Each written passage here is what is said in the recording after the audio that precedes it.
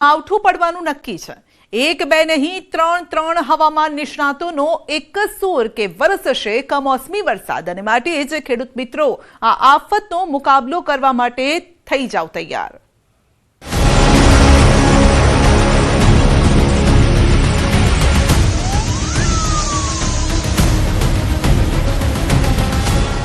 ત્રણ હવામાન નિષ્ણાતોની માવઠાની આગાહી।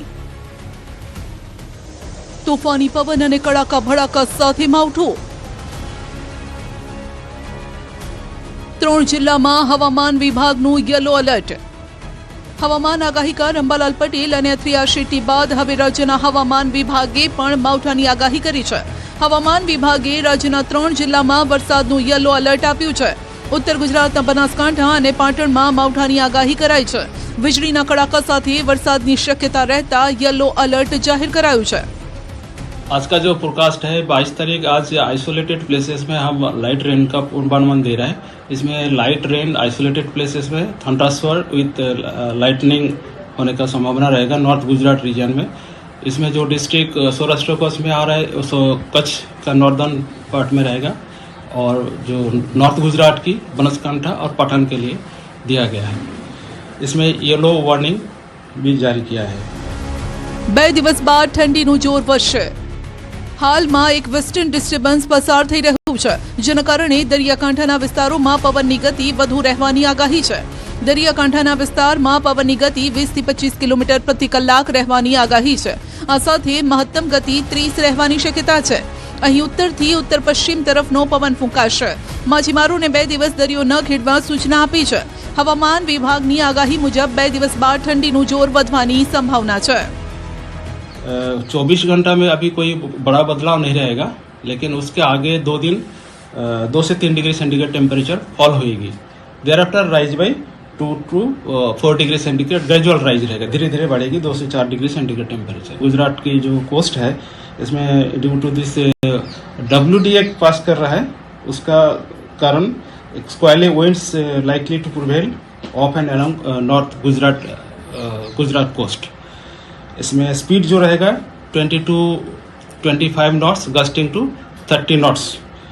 और जो पवन का दिशा रहेगा उत्तर से उत्तर पश्चिम से उत्तर पश्चिम दिशा से पवन चलेगी।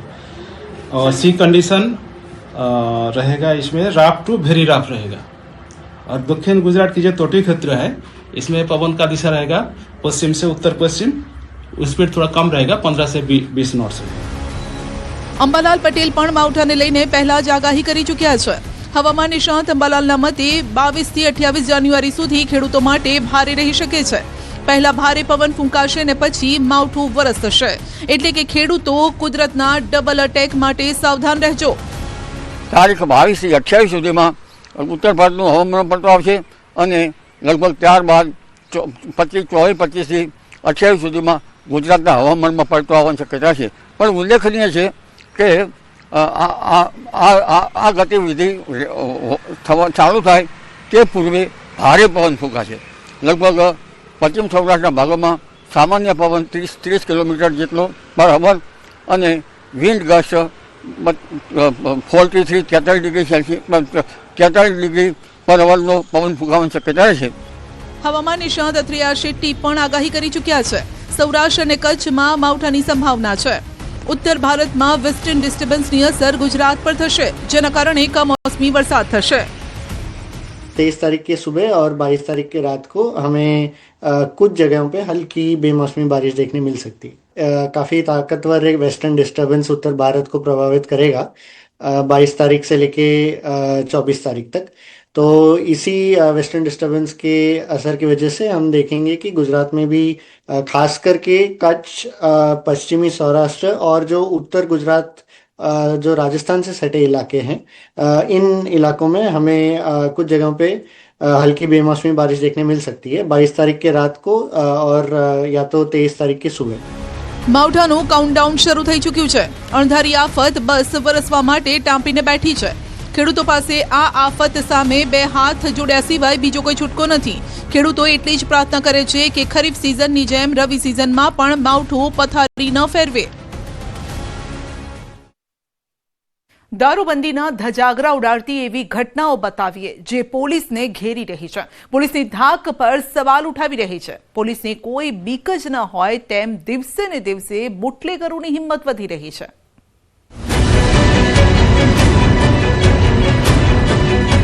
આ કોઈ ફિલ્મનું શૂટિંગ નથી, બુટલેગરો બેફામ બન્યા છે તેનો પુરાવો છે।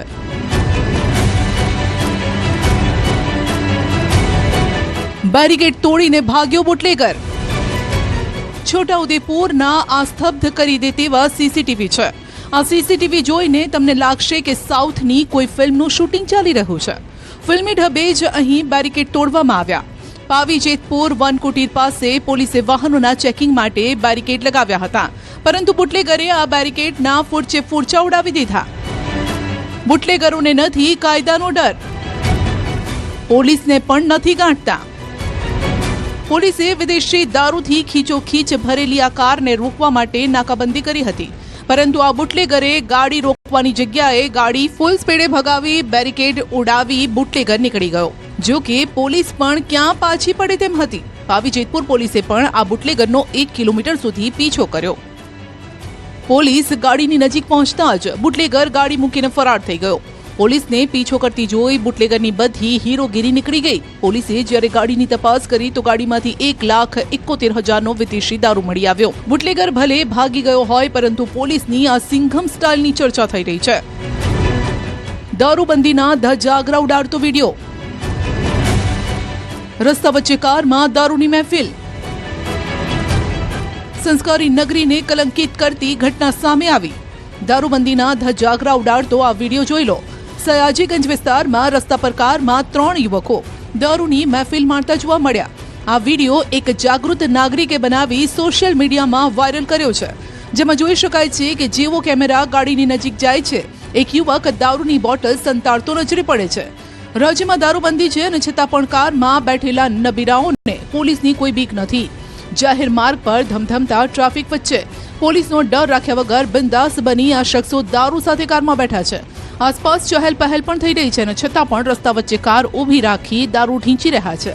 આ કાર મહારાષ્ટ્ર પાસિંગને દેખાય છે અને સવાલ એ થઈ રહ્યો છે કે પોલીસ આ મામલે કોઈ કાર્યવાહી કરશે કે કેમ। દાવો થઈ રહ્યો છે કે સયાજીગંજ પોલીસ સ્ટેશનથી 100 મીટર દૂર જ આ ઘટના બની, એટલે પોલીસના નાકનો પણ સવાલ છે। પિઝા ડિલિવરી બોયના બેગમાં દારૂ પકડાયો, પોલીસે તોડ કરી 2 આરોપીને છોડ્યા। પોરબંદરના કમલાબાગ પોલીસ સ્ટેશનમાં હાલ વિજય મોકરિયા નામના એક પિઝા ડિલિવરી બોય પર પ્રોહિબિશનનો ગુનો નોંધાયો છે। પોલીસમાં નોંધાયેલી ફરિયાદ મુજબ પિઝા શોપમાં ડિલિવરી બોય તરીકે કામ કરતા વિજય મોકરિયાના બેગમાંથી પોલીસને દારૂની બોટલ મળી આવી, જે અંગે પોલીસે વિજય મોકરિયા તેમજ તેની સાથે હાજર 2 લોકોને ઝડપી લીધા। બાદમાં પૂછપરછ દરમિયાન 2 લોકોને છોડી દીધા। આ કેસમાં માત્ર વિજય પર જ ગુનો નોંધી તેને આરોપી બનાવાયો છે, ત્યારે પોલીસ પર પૈસા લઈ અન્ય 2ને છોડી મૂક્યાનો આરોપ છે। એટલું જ નહીં, આરોપી વિજયે પોતાને ખોટી રીતે ફસાવ્યાનું કહીને આત્મહત્યાનો પ્રયાસ પણ કર્યો। જો કે આ બાબતે અનિલ રાંદલપરાએ વિજયના આક્ષેપોને ખોટા ગણાવ્યા અને તેણે પોલીસને કોઈ પૈસા આપ્યા નથી તેમજ તેઓનો કોઈ વાંક ન હતો, તેથી તેને જવા દીધા હોવાનો દાવો કર્યો છે। પોલીસવાળા અમને કમલાબાગ પોલીસ સ્ટેશન લઈ ગયા ને ઉપરના રૂમમાં લઈ ગયા તો અનિલ સાહેબે કીધું, સાહેબ પતાવી નાખો। તો એને સાઈડમાં બરકીને વાત કરીને પછી એને 40,000 રૂપિયો દઈ દીધો। પછી મને લાઇબ્રેરી, આપણે રામકૃષ્ણ લાઇબ્રેરી છે ત્યાં લઈ આવ્યા। મને પોલીસવાળો કે ખંભે થેલો મારે નાખી દીધો અને મને કહે કે તું આમાં કે બોલજે વિડીયામાં કે તારું નામ ને તારું સરનામું। મેં મારું નામ ને સરનામું બોલ્યું। પછી મને પાછા કમલાબાગ પોલીસ સ્ટેશન લઈ ગયા। ત્યાં લઈ ગયા ને પછી અનિલ સાહેબ અને હાર્દિક બંને ભાગી ગયા। મને કીધું કે તને સવારે અમે અહીંયાથી લઈ જાઉં, તને કાંઈ થાય નહીં। ના, એમાં એવું કાંઈ છે જ નહીં। એમાં કોઈને કાંઈ 40,000 આપ્યા જ નથી। હું ને હાર્દિકભાઈ ઘરે જમતા હતા અને એ ભાઈ ત્યાં આવ્યો, એ કે સાહેબ મારે એ કે પૈસાની જરૂર છે, એ કે તમે મને પૈસા આપો ને। એટલી વારમાં વાંહેથી પોલીસવાળા સાહેબની આવી ગયા તો અમને ત્રણેયને લઈ ગયા અને એના બેગમાંથી બોટલ નીકળી, વિજયભાઈના ગાડી બેગમાંથી। તો એ બોટલના હિસાબે અમને ત્રણેયને લઈ ગયા। અમારો તો વાકઈ નહોતો એમાં। તો પોલીસ સ્ટેશને પહોંચીને અમે બધી કાર્યવાહી કરી। મેં કીધું સાહેબ અમારો કંઈ વાક નથી, અમે જમતા હતા આમની નામ બધું બરાબર। તો અમને બેને જવા દીધા અને વિજયભાઈ ઉપર પોલીસ કેસ કરી નાખ્યો। આટલું જ નહીં, સમગ્ર ઘટનામાં 2 દિવસ બાદ વિજય સાથે મૈત્રી કરારથી રહેતા મંજુએ ડોમિનોઝ પિઝામાં આવી કોમ્પ્યુટરમાં તોડફોડ કરી અને આ મામલે પોલીસ તપાસમાં ઘટસ્ફોટ થયો કે મંજુ વિરુદ્ધ પ્રોહિબિશનના 21 જેટલા ગુના નોંધાયેલા છે તથા વિજય અને મંજુ વિરુદ્ધ ભૂતકાળમાં કલમ 307 હેઠળ ગુનો નોંધાયો હતો. મંજુબેન અને વિજયભાઈના તમામ આરોપો ખોટા એટલા માટે છે કારણ કે મંજુબેન ઉપર પ્રોહિબિશનના કુલ 21 ગુનાઓ દાખલ છે. આ ઉપરાંત મંજુબેન અને વિજયભાઈ ઉપર નવી બંદર પોલીસ સ્ટેશનમાં 307નો ગુનો દાખલ કરેલો છે અને વિજયભાઈને સેશન્સમાંથી જામીન મળેલા છે અને મંજુબેનને હાઈકોર્ટમાંથી હમણાં જામીન મળેલા છે. આ બંનેની જામીન અરજી કેન્સલ કરાવવાની કાર્યવાહી પણ હાલ ચાલુમાં છે. દેશી દારૂની ભઠ્ઠી ઝડપાઈ. વિદેશી દારૂ સાથે દેશી દારૂની પણ બોલબાલા છે. દેશી દારૂની ભઠ્ઠીઓ બે રોકટોક ધમધમી રહી છે. દ્વારકાના ભાંડવડના બરડા ડુંગરમાંથી આવી જ એક દેશી દારૂની ભઠ્ઠીનો પર્દાફાશ થયો. પોલીસે દરોડા પાડતા આરોપી ફરાર થઈ ગયા. પોલીસે કાચો આથો સહિત 40,000નો મુદ્દામાલ જપ્ત કર્યો. દેશી દારૂની ભઠ્ઠી મામલે જીવણ ગલ્લા મોરીનું નામ ખોલતા પોલીસે તેની સામે ગુનો નોંધીને શોધખોળ હાથ ધરી. આમ છોટાઉદેપુર, વડોદરા, પોરબંદર, દ્વારકા દારૂબંધીના ધજાગરા ઉડાડતી આ ઘટના અને આ તસવીરો છે જેણે પોલીસને ઘેરી લીધી છે. પોલીસ બુટલેગરો સામે એક્શન લે છે ને છતાં પણ પોલીસની ધાક એવી નથી કે બુટલેગરોની રાજ્યમાં દારૂ ઘુસાડવાની હિંમત જ ન થાય. હવે બતાવીશું એવા દ્રશ્યો જે ખાખી વર્દીનો ખોફ ઓછો થતો હોવાનો આપી રહ્યા છે પુરાવો. ભાવનગરમાં પીએસઆઈ યુનિફોર્મમાં હોવા છતાં પશુપાલકે મારામારી કરી તો અમદાવાદમાં ખુલ્લેઆમ એક યુવકે દુકાનમાં જઈને મહિલાને ચાકુના ઘા ઝીંક્યા.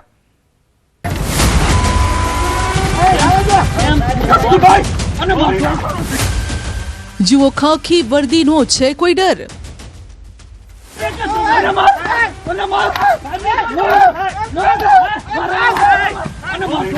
પીએસઆઈ સાથે પશુપાલકની ઝપાઝપી. જે ખાખી વર્દીને સામે જોઈને ભલભલાને પરસેવો છૂટી જાય, લોકો હાંફળા ફાંફળા થઈ જાય તે ખાખી વર્દીને જુઓ. આ પશુપાલક ફેંકી રહ્યો છે પડકાર. પોલીસ અધિકારીનો આ પશુપાલક કાંઠલો પકડી રહ્યો છે.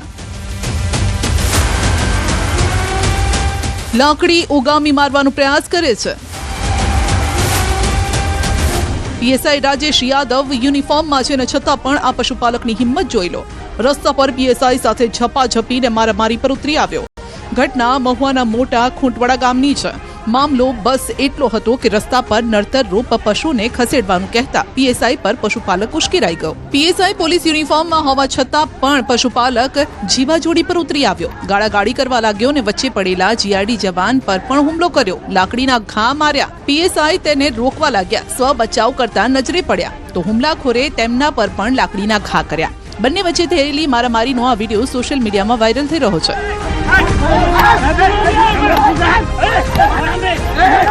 મારામારીની આ ઘટનામાં બંને પક્ષને ઈજા પહોંચતા હોસ્પિટલમાં સારવાર માટે ખસેડાયા. જીઆરડી જવાન નાગજીભાઈને માથામાં ગંભીર ઈજા પહોંચી છે. પીએસઆઈ રાજેશ યાદવે પશુપાલક ભાવેશ સોસલા વિરુદ્ધ વિવિધ કલમો મુજબ ફરિયાદ નોંધાવી છે. દુકાનની અંદર મહિલા પર હુમલો. એક પછી એક ચાકુના 4 ઘા ઝીંક્યા. અમદાવાદના બહેરામપુરામાં રાજા રહીમના ટેકરા પાસે આવેલી બેકરીના આ સીસીટીવી છે, જ્યાં એક મહિલા સામાન લેવા આવી હતી અને ત્યારે જ એક શખ્સ ત્યાં આવી ચઢે છે.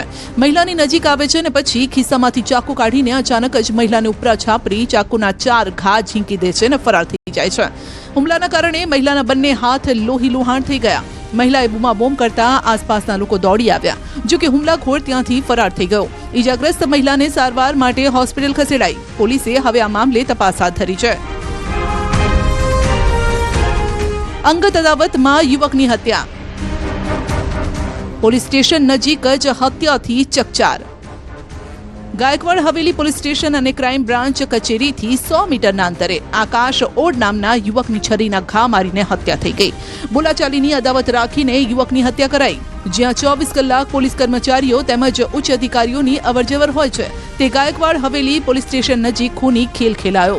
ઝઘડામાં સમાધાન થયા બાદ પણ માથાભારે શખ્સે તેના સાગરીતો સાથે મળીને છરીના ઘા ઝીંકી યુવકની હત્યા કરી. પોલીસે આ ઘટનામાં 2 આરોપીની ધરપકડ કરી છે.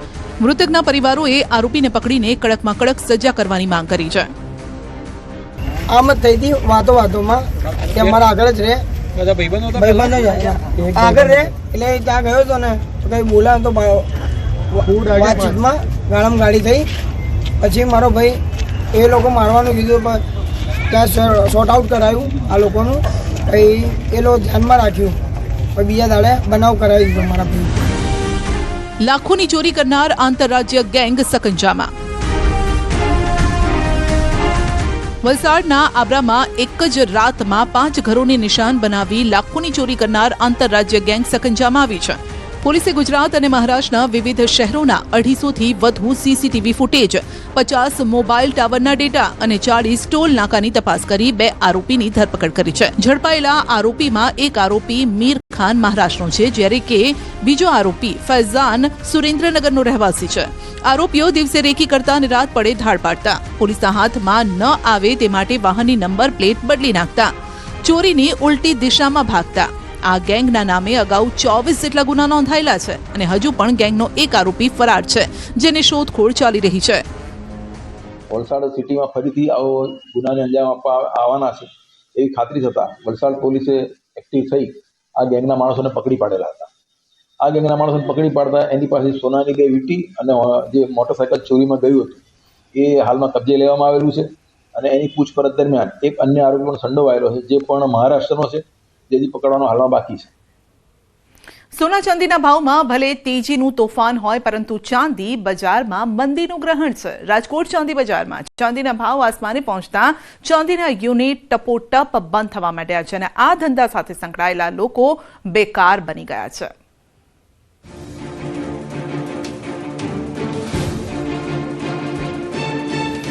ચાંદી બજારની ચમક ચાંદીએ જ છીનવી. ચાંદી બજારમાં 50 જેટલા યુનિટ બંધ. કેટલાય લોકોની રોજગારી પર તલવાર. જ્વેલરી માર્કેટનું નામ આવે એટલે સ્વાભાવિક રીતે જ રાજકોટની યાદ આવે, પરંતુ સોના ચાંદીના ભાવ ઐતિહાસિક સપાટીએ પહોંચતા રાજકોટનો ચાંદી ઉદ્યોગ મંદીના અજગર ભરડામાં ફસાયો છે. એક સમયે માત્ર ચાંદીની ચમકથી ચમકતા રાજકોટના જ્વેલરી બજારમાં હાલ ચાંદીની ચમક છીનવાઈ ગઈ છે. ગ્રાહકોથી ઉભરાતા આ બજારમાં સન્નાટો વ્યાપ્યો છે. જે યુનિટ દિવસ રાત ધમધમતા ત્યાં સોંપો પડી ગયો છે. ચાંદીના દાગીના બનાવવાના સાધનો અને તેનો ઉપયોગ કરનારા કારીગરો નવરા ધૂપ છે. જ્વેલરી હબ તરીકે ઓળખાતા રાજકોટને મંદીનું ગ્રહણ લાગ્યું છે. જે રીતના ચાંદીના ભાવમાં દિવસે ને દિવસે તોતિંગ વધારો થઈ રહ્યો છે, જેની સીધી અસર રાજકોટની જે ચાંદી બજાર છે ત્યાં જોવા મળી રહી છે. અત્યારે આ જે મેન્યુફેક્ચરિંગ હબ છે ત્યાં એક બંધ હાલતમાં જોવા મળી રહ્યા છે. આવા અનેક મેન્યુફેક્ચરિંગ હબ જે કારખાનાઓ છે કે જે અત્યારે એકદમ બંધ સ્થિતિમાં છે. એક સમયે આ એ જ કારખાનાઓ છે કે જે ધમધમતા હતા, જે અહીંયા 24 કલાક કામ ચાલતું હતું, પરંતુ અત્યારે અહીંયા 1 પણ કલાકનું કામ નથી ચાલી રહ્યું. જે યુનિટમાં મહિને 300 કિલો ચાંદીનું કામ થતું ત્યાં નહિવત કામ છે. જ્યાં 15 કારીગરો કામ કરતા ત્યાં જે 2 જ કારીગર છે. ચાંદીની ડિમાન્ડ ઘટતા 50 જેટલા યુનિટને તાળા વાગી ગયા હોવાનું કહેવામાં આવી રહ્યું છે.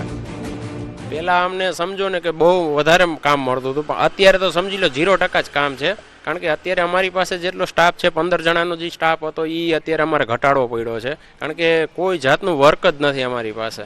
સમજો ને રાજકોટમાં જ્વેલરી માટેના તો સમજો 1200+ વધારે હશે મેન્યુફેક્ચરર, પણ એમાંથી અત્યારે તો ગણતરી કરીએ ને તો 50 જેવા તો બંધ થઈ ગયા છે અને એ પ્લસમાં જ છે, અત્યારે બંધ થવાની શક્યતામાં છે. ચાંદી ઉદ્યોગ કેટલાય લોકોને રોજગારી આપતો ઉદ્યોગ છે. ચાંદીના એક યુનિટમાં 15 થી 20 જેટલા કારીગરો કામ કરતા હોય છે. ઉપરાંત જ્વેલરનું છૂટક કામ મહિલાઓને ગૃહ ઉદ્યોગ તરીકે અપાતું હોય છે. રાજકોટમાં 1200 જેટલા ચાંદીના યુનિટ ધમધમે છે. હવે તેની સાથે સંકળાયેલા લાખો લોકોની રોજગારી પર સંકટ ઊભું થયું છે. કારીગરોને કામ ન મળતા ઘર ચલાવવું મુશ્કેલ થઈ ગયું છે.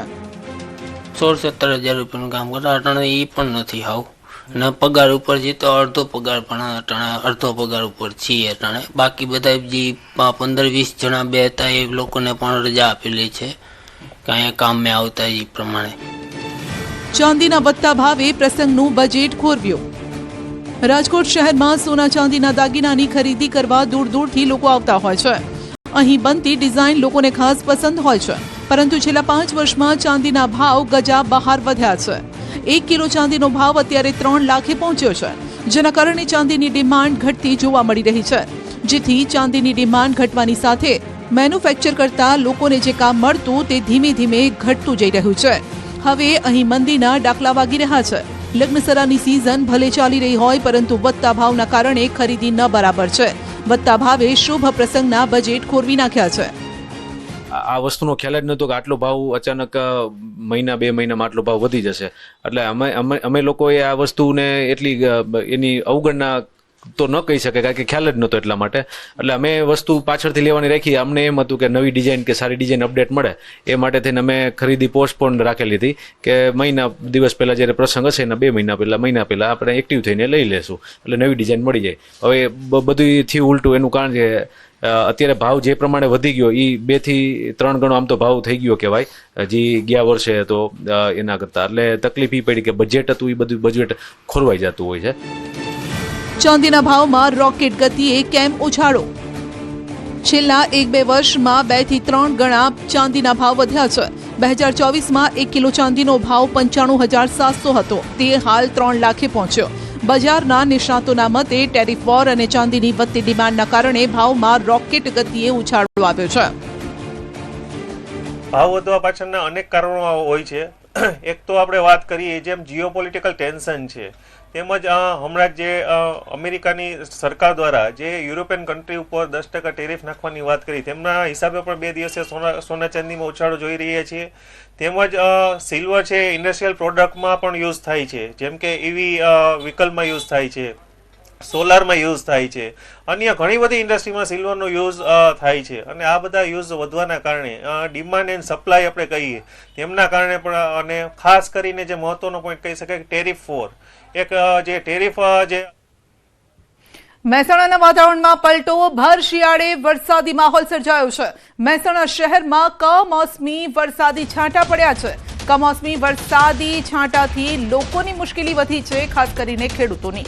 શિયાળામાં જેકેટ પહેરવું, સ્વેટર પહેરવું, રેનકોટ પહેરવો તે સવાલ હવે ઊભા થઈ રહ્યા છે, કારણ કે એક તરફ ઠંડી અને બીજી તરફ હવે વરસાદી છાંટા પડ્યા છે. તો આપ જોઈ શકો છો, જો કે વરસાદ ધીમો છે, ક્યાંક ઝરમર આ વરસાદી છાંટા પડ્યા છે, પરંતુ જે આગાહી થતી હતી એ આગાહી આખરે સાચી ઠરી છે. વાતાવરણમાં પલટો આવશે તે પ્રકારની આગાહીકારો કરી રહ્યા હતા, અને આજે હવામાન વિભાગે પણ કહ્યું હતું કે ઉત્તર ગુજરાતમાં વાતાવરણમાં પલટો આવશે, માવઠું થશે, અને આખરે એ જ થઈ રહ્યું છે. મહેસાણા શહેરમાં કમોસમી વરસાદ વરસ્યો છે. કમોસમી વરસાદી છાંટાથી લોકોની મુશ્કેલી પણ વધી છે.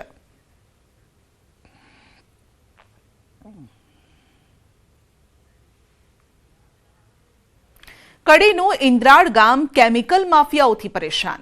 ઉદ્યોગો કેમિકલવાળું પાણી છોડતા ખેતરોના બોરવેલમાં ભળ્યું છે ઝેરી પાણી. લોકો બની રહ્યા છે કેન્સરના શિકાર.